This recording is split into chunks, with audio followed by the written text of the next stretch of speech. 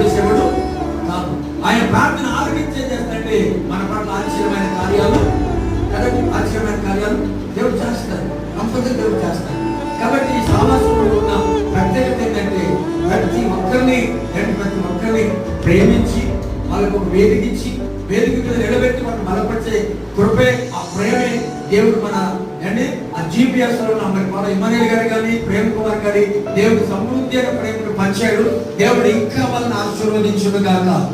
ఈ ఫెలోషిప్ లో చెత్త పనివారుగా చేరి సేవకులందరూ ఫెలోషిప్ కి వెన్నట్టు ఉన్న సేవకులను, కుటుంబాలను, సంఘాలను దేవుడు దీవించును గాక.